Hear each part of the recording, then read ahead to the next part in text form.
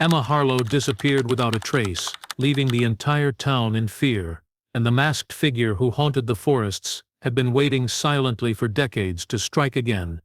The town beside the lake had always been known for its peaceful charm. People lived slow, predictable lives, and everyone trusted one another without hesitation. Days passed quietly, and nights were even calmer, filled only with the soft rustle of leaves and distant sounds of water brushing against the shore.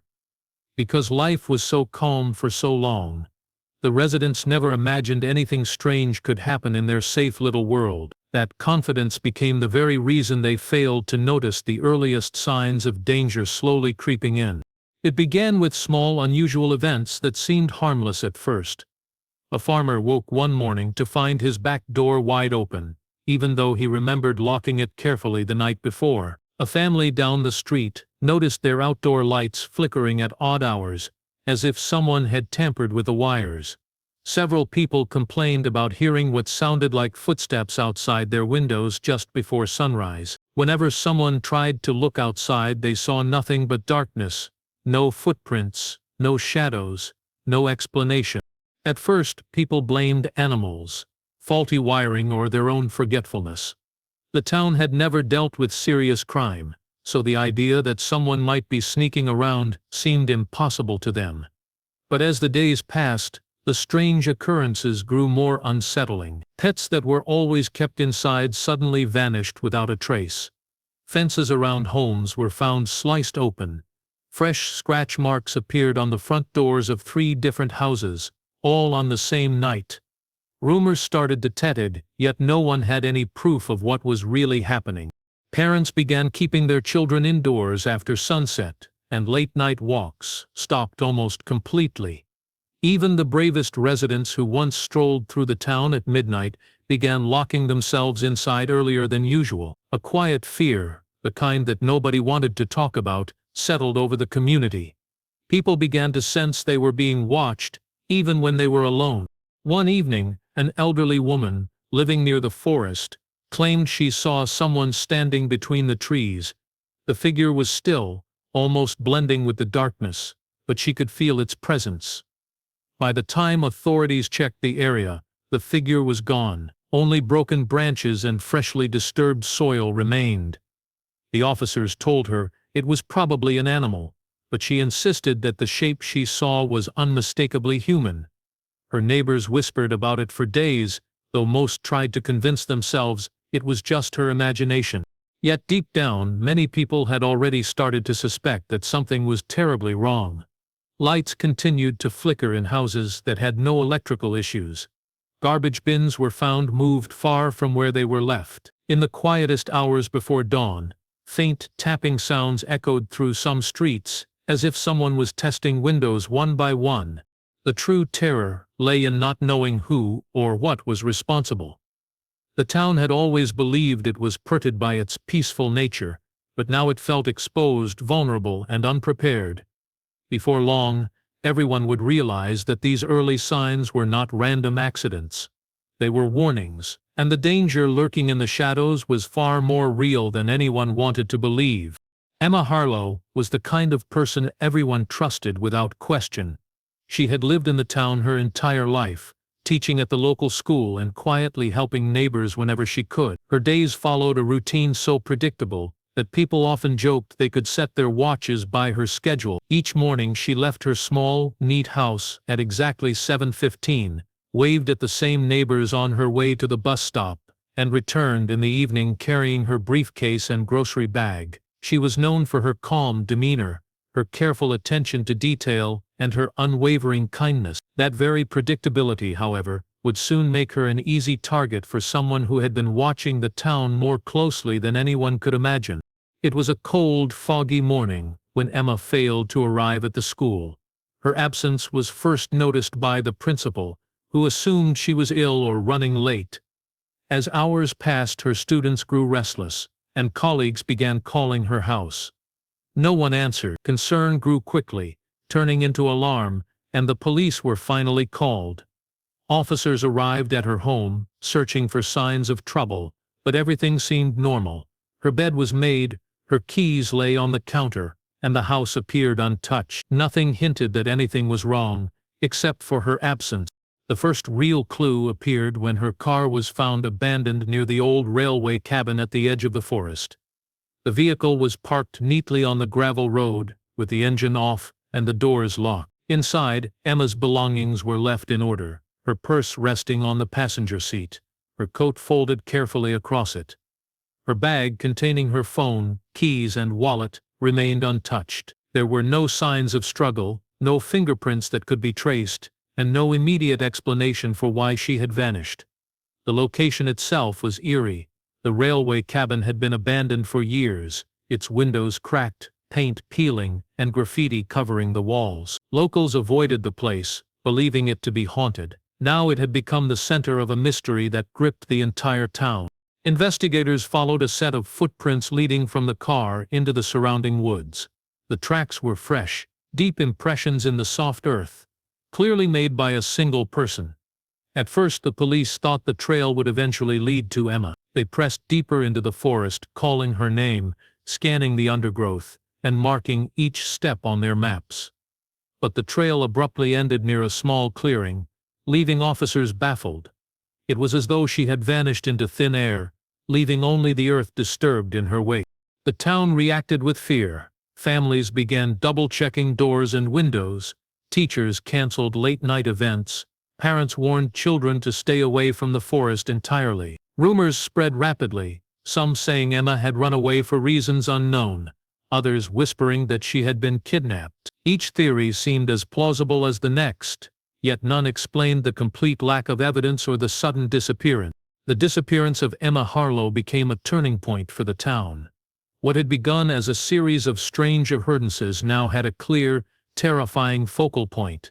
A missing resident, someone everyone knew and trusted, someone who seemed to have simply vanished without a trace. It was a reality the town was unprepared for, and the fear that had lingered in the background suddenly surged to the forefront, revealing that the peaceful streets were no longer safe. As the search for Emma Harlow intensified, the investigators focused on the forest surrounding the old railway cabin, hoping it might provide answers. The trees were dense and ancient, their thick trunks creating shadows that stretched far across the moss-covered ground. Every step deeper into the forest seemed to carry an unspoken warning. Broken branches, bent shrubs, and disturbed earth hinted that someone or something had been moving through this wilderness with purpose. It was not the casual wandering of a hiker or the erratic path of an animal. It was deliberate, calculated, and unnerving. Among the trees, the search teams began to notice strange symbols carved and hung in unexpected places. Wooden stakes with crude markings protruded from the ground, tied to nearby branches with fraying ropes. Some symbols resembled geometric patterns, while others were crude, almost tribal figures. Investigators speculated that they might be intended to warn, confuse, or mark paths for someone who knew the forest intimately. Every symbol heightened the tension, creating an uneasy feeling that the forest itself had become a trap. Locals who had once thought of the area as picturesque now described it as menacing, as though the trees were watching. The team discovered small piles of items that did not belong in the forest. A child's sneaker, half buried under leaves. A notebook with torn pages. A scarf that smelled faintly of perfume. These remnants suggested someone had been living here for weeks, maybe months, and had been moving through the area without attracting attention. Every discovery was like a puzzle piece, but the pieces were jagged, mismatched, and impossible to fit together. It became clear that the forest was not simply a hiding place. It was a controlled space for someone who understood its secrets better than anyone else. Deeper in the woods, the investigators found signs that suggested habitation. Makeshift shelters built from tarps and branches, remnants of small fires that had long burned out, and scattered containers that once held food. The shelters were cleverly hidden, tucked into hollows beneath roots or behind thick clusters of bushes, practically invisible from a distance.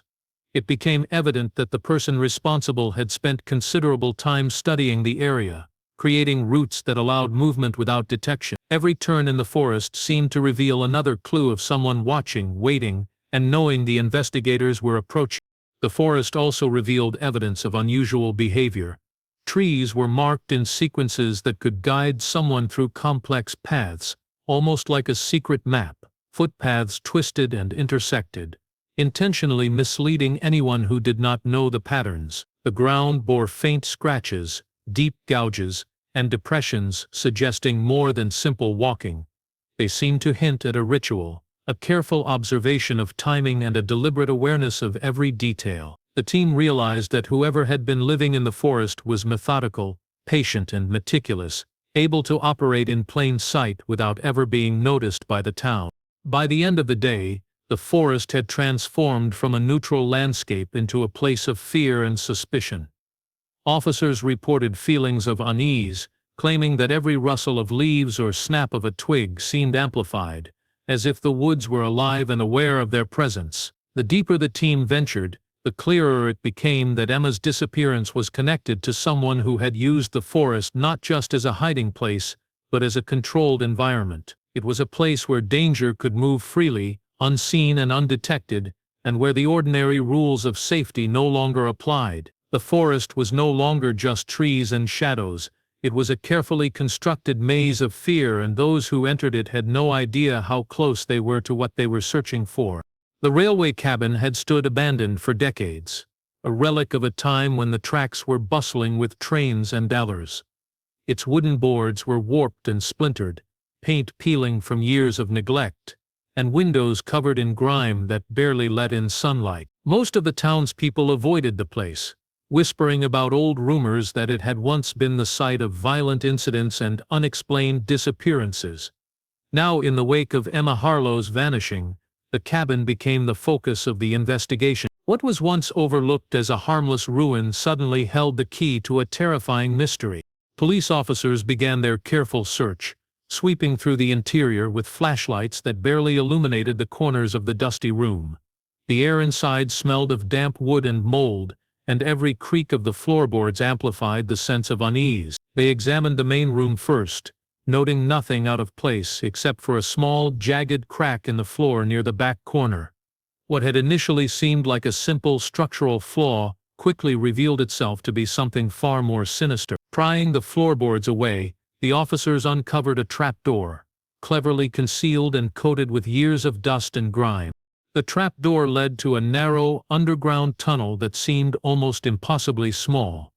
The walls were lined with dirt and rough-hewn wood, evidence that someone had spent significant time carving the space by hand. Inside, the investigators found items that sent chills down their spines, old clothing that seemed to have been used repeatedly, personal belongings that belonged to missing pets, and even fragments of toys. Each piece hinted at lives disrupted, stolen, or manipulated in ways that no one in the town could comprehend. It was clear that the tunnel had not been constructed for comfort or shelter. It was a hiding place, a secret passage designed to go unnoticed. The tunnel also contained a notebook, its pages filled with strange drawings and meticulous notes. Symbols, maps, and cryptic sketches covered every sheet, suggesting a mind obsessed with observation and planning. The notes referenced the town, its streets, the forest, and patterns of movement, but frustratingly, there was no mention of Emma's current whereabouts. The notebook created more questions than answers, revealing the mind of someone who had studied the town and its people for years, yet remained entirely unseen. Every line of writing seemed to pulse with menace, as though the author had been watching the investigators even as they explored the tunnel. As the officers examined the underground space, they began to notice evidence of long-term use, footprints in the dirt, signs of recent food storage, and discarded objects carefully hidden under loose boards. The tunnel was not just a temporary refuge. It had been a controlled environment for someone who understood secrecy and stealth on an advanced level. The precision of the space and the careful placement of items indicated a person with patience, planning, and a methodical approach to hiding from the world above. The discovery of the trapdoor and tunnel changed the course of the investigation. The cabin was no longer just a site of curiosity. It had become a central piece of a puzzle that had already terrified the town. The presence of personal belongings, stolen items and cryptic notes suggested that Emma's disappearance was part of a larger pattern connected to someone who had been operating in the shadows for years. The tunnel, hidden beneath the decaying cabin, was a chilling reminder that appearances could be deceiving, and that danger could be lurking just beneath the surface, waiting for the right moment to strike. Every detail in the tunnel raised new fears. The investigators realized that the person responsible had created a space that was more than just physical. It was psychological, designed to unsettle, confuse, and control. The underground chamber hinted at a mind that thrived on secrecy and manipulation, leaving the town with a haunting question. How many other victims had passed through this hidden world without anyone ever knowing? As the investigation into Emma Harlow's disappearance deepened, a retired officer came forward with information that immediately shifted the focus of the case. He had once worked on a series of missing person reports 2 decades earlier, all involving hikers, campers, and even a few townspeople who vanished without explanation near the same forest. At the time, the cases had been dismissed as accidents or individuals running away from personal problems. Now, seeing the strange wooden symbols, hidden tunnels, and calculated disappearance patterns, he realized that the old cases bore an eerie resemblance to Emma's disappearance. The retired officer spoke of a man who had once drawn suspicion but had never been caught. This man was a survivalist, highly intelligent, and remarkably elusive. He had lived off the land, using the forests and abandoned structures as his domain, and he was rumored to have an obsession with patterns and human behavior. Investigators at the time had noticed symbols carved into trees and strange arrangements of objects that seemed to indicate some form of ritual or strategy. But the evidence was dismissed as eccentricity. Before the authorities could fully question him, the man had vanished without a trace, leaving behind only cryptic notebooks and a trail of unanswered questions. Now, 20 years later, the similarities were undeniable. The wooden symbols found in the forest around the railway cabin were almost identical to those documented in the old reports. The carefully concealed tunnels, the meticulous placement of personal belongings, and the calculated nature of the disappearances matched the old case files too closely to be a coincidence. It became apparent that the same individual, or someone with a nearly identical methodology, had returned. The possibility sent shockwaves through the police force. A predator who had gone unnoticed for 2 decades was active once more, and this time, they had claimed someone deeply known and loved by the community. The town, which had prided itself on its safety and familiarity, began to feel the weight of a long-standing threat. People who had grown up with these old stories started recalling minor details that had seemed unimportant at the time: fences cut mysteriously, animals vanishing for days, and the occasional figure glimpsed at night. The retired officer's revelations added context to incidents that had once been dismissed as random, revealing a pattern of careful observation, manipulation, and control. The predator had studied the town for years, exploiting its complacency and trust to operate undetected. For the investigation, the connection to past cases became a breakthrough. The police re-examined old evidence, cross-referenced the locations of disappearances, and analyzed the previous reports with renewed urgency. The wooden symbols, once considered meaningless carvings, were now recognized as markers guiding someone who knew the area intimately. The forest and surrounding landscape were no longer neutral spaces. They were part of a carefully constructed environment designed to conceal a dangerous individual's movements. The realization that Emma's disappearance was part of a much larger, long-term plan changed the tone of the investigation. What had initially seemed like a single shocking event was now seen as part of a decades-long pattern, a reminder that evil can remain hidden in plain sight. The retired officer's testimony provided clarity, but also unearthed a chilling truth. Someone had been planning, observing, and acting for years, and the town had never been safe. The predator was still out there, and the possibility that others had already fallen victim and that more could be taken created a fear that gripped every resident. The past and present had collided, and the town was forced to confront a reality it had never anticipated. The danger had been closer than anyone had imagined, and it had been waiting patiently all along. With the forest search yielding few answers, authorities decided to expand their investigation to the swampy area behind the dense trees. The swamp was a place locals avoided, warning of deep mud, hidden water channels, and dangerous wildlife. Few dared to enter after dusk, and many insisted that eerie sounds could be heard late at night, though no one could explain them. Investigators knew that if Emma had been moved, this remote and treacherous location could easily conceal her or other victims. So teams equipped with boats, ropes, and floodlights set out to comb every inch of the swamp. The initial sweep revealed signs of human presence.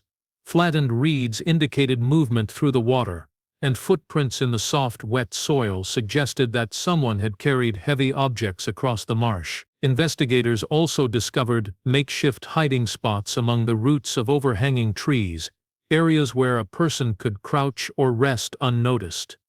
The swamp's natural darkness and mist created an atmosphere that heightened tension and unease. Even seasoned officers reported feelings of being watched, as though unseen eyes followed every step they took. It was during a careful search near a particularly isolated bend in the swamp that the team uncovered a shallow grave. The ground had been freshly disturbed, and as they cleared away the soft mud, they discovered several personal items belonging to people who had gone missing over the years. Among them were wallets, a pair of eyeglasses, a scarf, and fragments of jewelry. One piece stood out, a small, partially broken bracelet belonging to Emma. Its discovery confirmed the grim truth that the swamp had been used to hide evidence of the predator's crimes. Though Emma herself was not present, the evidence suggested she had been there at some point, increasing the urgency of the search. The shallow grave, hidden among thick reeds and murky water, revealed the predator's meticulous planning.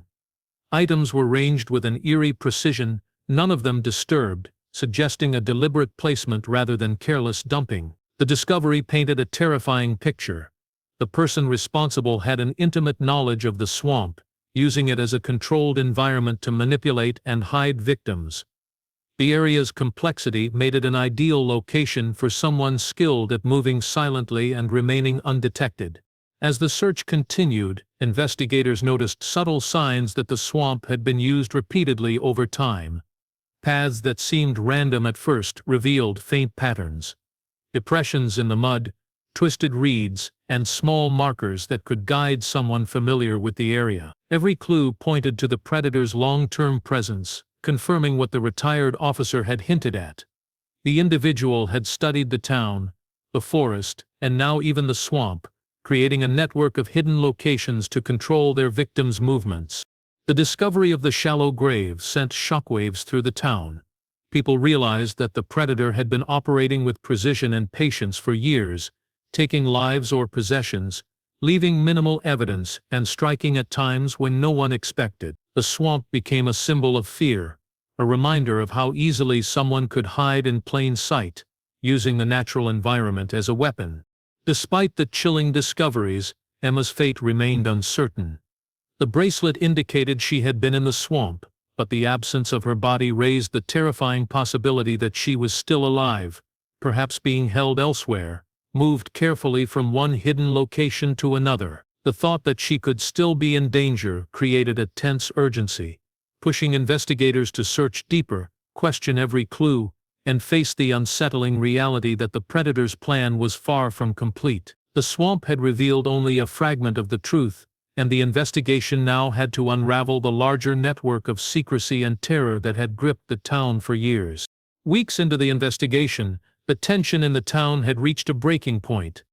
Residents avoided the lake after dark, and officers maintained constant patrols along the forest and swamp edges. Despite exhaustive searches, Emma Harlow remained missing, and the shallow grave in the swamp suggested the predator had a carefully orchestrated plan. It was late one night when a patrol drone was deployed to monitor the fisherman's shack, an isolated building on the lake's far shore that had once been used by locals to store nets and tools. The structure had been abandoned for years, but its position made it an ideal hiding spot for someone who knew the area intimately. The drone's thermal camera captured movement near the shack. A tall figure emerged from the shadows, unmistakably human, wearing what appeared to be a handmade mask that covered the entire face. The figure moved with deliberate precision, carrying heavy, bulging bags toward a small boat tethered to the dock. Every step was calculated, silent on the uneven ground. The officers monitoring the feed froze, recognizing immediately that this was no ordinary trespasser. It was likely the person responsible for Emma's disappearance, someone who had mastered the art of remaining unseen for decades. When authorities arrived at the shack, they found it empty. The boat had been pushed back into the water, and the bags were gone. However, the interior of the shack revealed a treasure trove of disturbing evidence: ropes, survival gear, food supplies, and a carefully organized collection of notebooks and maps. Among the maps were markings corresponding to the locations of every disappearance connected to the predator, including Emma's last known movements. The list of dates and names made it clear that this individual had been planning and executing these crimes over an extended period, studying the town and its people with obsessive precision. Every item inside the shack told a story of meticulous preparation. The survival gear suggested the predator was ready to live off the land for weeks, if necessary, and the ropes and containers indicated an ability to transport victims or belongings without leaving a trace. It became evident that the predator had a system in place, one that relied on knowledge of the forest, swamp, and lake routes to move freely. This knowledge allowed him to vanish at will, leaving nothing for investigators to trace. The presence of the mask added another layer of terror. It was crudely made, but intimidating, suggesting a desire not only for concealment but for psychological control over anyone who might see it. The mask represented anonymity, a hidden identity that no one could uncover, and a chilling reminder that the predator had been operating outside the reach of law enforcement for decades. The realization that he could appear and disappear at will, striking wherever he chose, sent waves of fear throughout the town. Authorities now faced a predator who was not only cunning and patient, but also highly mobile and unpredictable. The shack, the boat, and the carefully maintained list of victims showed that he had been planning his moves meticulously, observing patterns in the town and exploiting weaknesses in human behavior. It became terrifyingly clear that Emma's disappearance was not an isolated event, but part of a ongoing operation, one that had been evolving over decades. The discovery at the fisherman's shack transformed the investigation from a search for a single missing person into a desperate hunt for a highly intelligent and calculated criminal. Every step the predator took had been calculated, every hiding spot carefully chosen, and every move designed to remain invisible. The masked figure had once again vanished, leaving only clues and unanswered questions behind. The town was left with the chilling knowledge that someone capable of such meticulous planning was still at large, moving silently through the shadows, watching, waiting, and ready to strike again. The search for Emma Harlow had reached its most critical point.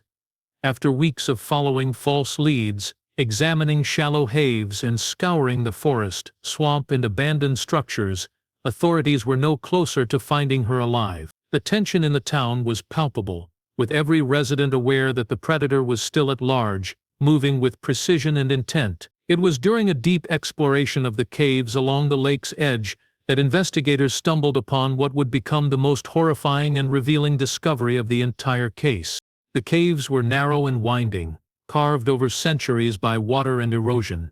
They were dark, damp, and unstable, with hidden pockets and chambers that could easily conceal a person for days or even weeks. Flashlights and portable floodlights revealed walls streaked with mineral deposits, and the sound of dripping water echoed ominously throughout the passages. The investigators moved carefully, aware that the terrain itself could be as dangerous as the person they were pursuing. At the end of a particularly tight passage, they discovered a final chamber illuminated by a single, flickering lantern. In the center of the room, crouched against the far wall, was Emma. She was weak, dehydrated, and frightened, but alive. The sight brought a mixture of relief and horror to the officers. Surrounding her were remnants of the predator's meticulous planning: ropes, containers, blankets, and notes detailing the movements of previous victims. The chamber revealed the chilling reality of the predator's mind. This was not a random act of violence, but a carefully orchestrated, long-term plan executed with precision and patience. Emma's written notes explained the terrifying methods of her captor. The predator had been observing the town for decades, selecting victims based on predictable routines and behaviors. He had studied their daily patterns, understanding when each person would be most vulnerable. Using hidden tunnels, concealed paths in the forest, and secret routes through the swamp and lake, he moved freely without being detected. Emma described how he had monitored her every step, waiting for the perfect moment to strike, and how he had manipulated the environment to control both her and previous victims. The chamber itself spoke volumes. Objects were placed deliberately to create a sense of confinement and psychological control. The lantern patterned just enough light to navigate but not enough to reveal the exits, reinforcing a feeling of helplessness. The predator's knowledge of the area was apparent in the way the caves connected to unseen passages leading to the lake and forest, allowing him to move quickly and silently. Emma's survival depended on her ability to remain unnoticed and patient, waiting for an opportunity to leave a trail that investigators could follow. Despite the relief of finding Emma alive, the investigation's final revelation was chilling. When authorities attempted to trace the predator, he had already escaped through a flooded passage connecting to another part of the cave system. His disappearance reinforced the terrifying reality that he was still at large, capable of exploiting every weakness in the town's geography and human behavior. The case concluded with a mixture of triumph and fear. Emma was rescued, but the predator's identity remained unknown, and the extent of his crimes suggested he could strike again. The town, forever changed, learned that appearances could be deceiving and that danger could linger unnoticed for decades. The predator's patience, intelligence, and meticulous planning left a lasting impression. Evil could hide in plain sight, waiting silently, always observing, and ready to exploit the predictable patterns of human life. The horror of the case was no longer confined to Emma's ordeal. It became a lesson in vigilance, fear, and the fragility of safety.